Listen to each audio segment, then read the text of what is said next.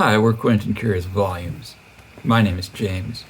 Today's Tuesday. I don't really have a tag to do today, but I'm going to do a response video to Kevin Towle Reads, who posted, he posted one of his periodic "What's Up with That" videos. I think that's what it's called, or explain the thing to Kevin. I don't remember exactly what he calls it, but he has a series where he waffles on for a bit about something he's that's on his mind, a topic not about a particular book that he's read, but of bookishness and booktubishness in general. So he has recently posted one called "The Booktube Effect," and I'll link to it in the description, and you should check it out, and you should watch as much of Kevin Towle as you can, because he's got a great channel. But so in his "What's Up with That" video, he asks, "What's up with this booktube effect? Do you find, like Kevin Towle does sometimes, that being on Booktube as a creator of Booktube videos, or as a frequent watcher and commenter on Booktube videos, that it makes you feel overwhelmed, gives you a sense of fear of missing out all the time?" And he kind of breaks it into a few sub-questions, which sort of splinter off into various tributary streams. And I'll kind of go through it. He says, with the constant exposure to new books, they all sound intriguing. Do you get anxious about all these books? Do you get fear of missing out and feel like you have to add a whole bunch of things to your TBR list from watching all these videos?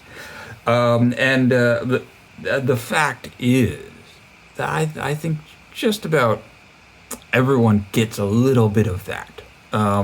You see that there are these great reading events coming up. You want to participate in October and in ShakeTube and in Framed in September.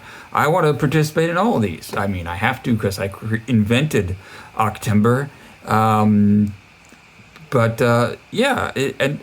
Sometimes, and also I'm trying to participate in Brandy Ray's Lone Star Book Club. I don't think I'm going to do the reading this month because it's a really long book, and I've got a bunch of other things that I'm reading. So, sometimes you just have to let a few things go to the wayside. They're going to anyway because you don't have enough time. But do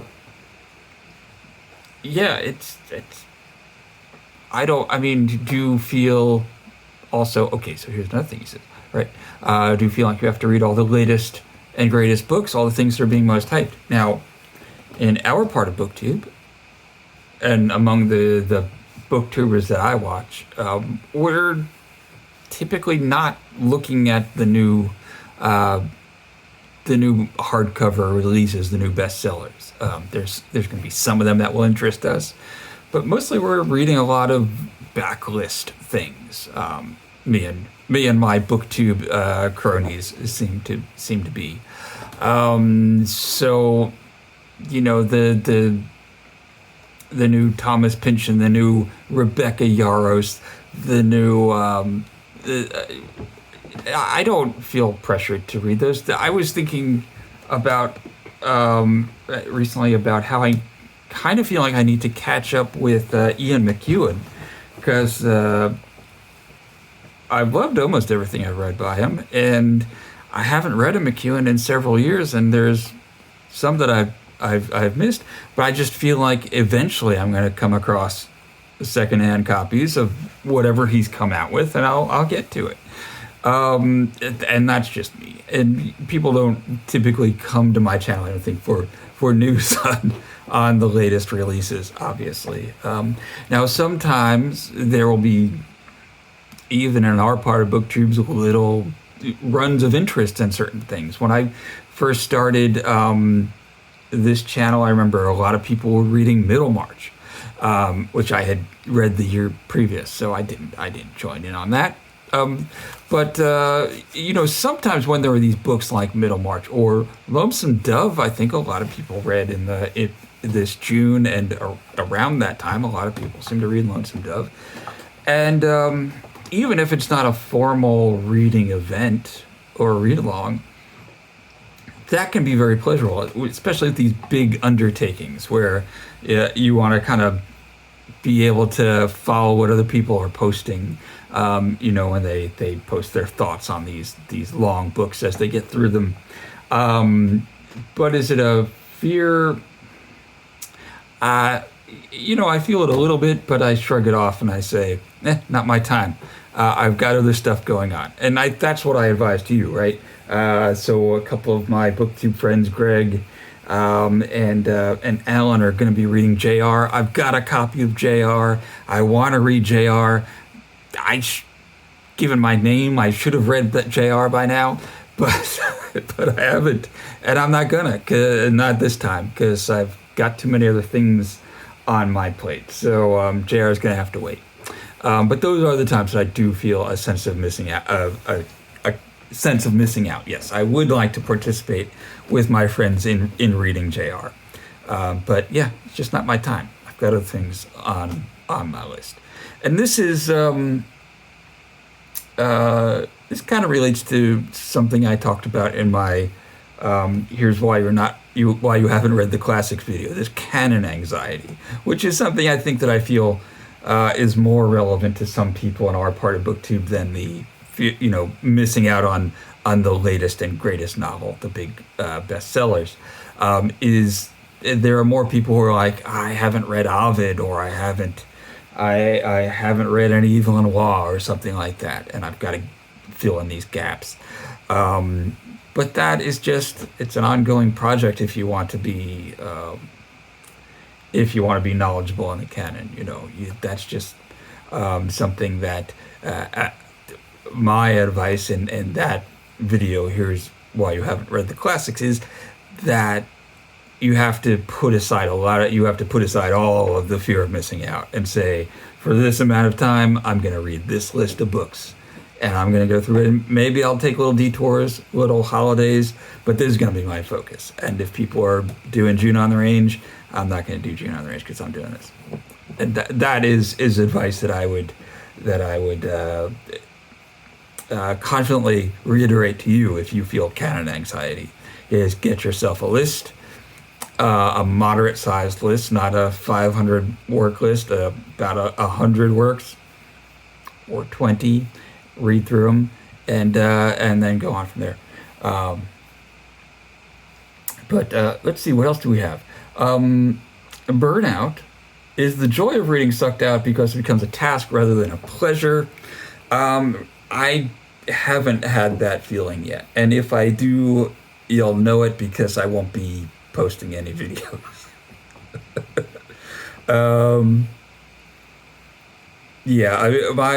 My thoughts about Booktube is I do it because I want to do it, because I have things I feel like I want to say to people about the books that I am reading. And if there's a day on which I don't feel like doing a Tag Tuesday, or if it's a Thursday, I haven't found a poem I want to read, and it feels like, I'm not going to do it. And hopefully I'm not going to feel bad about it, because I'm not making any money off of this. I'm here for a good time, and I'm not going to make it a chore at all. And that's partly why I spend so little time outside of the actual filming of videos, messing around with editing and thumbnails and such. This is part of how I keep it not a chore. How I keep myself from getting burnt out is not sweating the small stuff, as I used to say, not being overly concerned with that sort of thing. Okay, do I feel pressure to perform, reading to create something? Okay, so, and maybe this goes a bit against what I just said, but sometimes yes, in a way, some of that pressure is, I find, salubrious. And for example, I mentioned Poetry Thursday. And I haven't made a Poetry Thursday for a couple of weeks, so maybe I shouldn't be. But the thing I like about it is it's a little thing kind of in the back of my mind. Something that a point in the week where it's like, find some time to engage with poetry. Think about a poem you might want to read. Think about what you might want to seek out in one of your collection of poetry books, or something to look up that relates to other things you've been reading. Find some poetry that you want to share with people, and I found that to be a very helpful and stimulating way to read more poetry, which I had, kind of gotten out of the habit of reading poetry on the regular, and now I am more back in the habit of that. And so yeah, that's been great. But do I feel pressure? As I said, the week that I feel pressure, that is oppressing me about doing a Poetry Thursday is the week that I'm not going to do a Poetry Thursday video. How to balance your enthusiasm and your sanity. Like I said, I try to keep my involvement in making YouTube videos to about the length of time it takes me to say the words that I'm saying to you now and hit upload. I don't mess with it much beyond that, and that has helped me from feeling a burden by, I've got to edit this thing and I've got to make a thumbnail and find music to go in the background. No, thank you. Okay, let's see. Yeah, it's fine not to participate in every reading event. A lot of these seem to kind of circle around the same few topics, but that's what I'm thinking about the Booktube effect and its effect on me. I don't know if this is interesting to you all. I don't feel guilt about my TBR. I feel joy about my TBR. It's why would I want to have a whole bunch of books that I've already read? It's great to have a bunch of things, a bunch of options. Sometimes I will find myself in the midst of probably too many books. I have a lot of things started that I need to finish. I don't, I'll just write off some of them if they're not working for me, and I hope that you will do the same. So there you go. That's what's up with that. Kevin Towle reads. Go check out his video. Check out Bookless Pete's response as well. Steve Donahue did a response on the Steve Donahue YouTube channel. Yeah, and if you're watching and you have thoughts on this, why don't you make a response video? Be the change you want to see in the world, my friends. Okay, thanks for watching. Bye.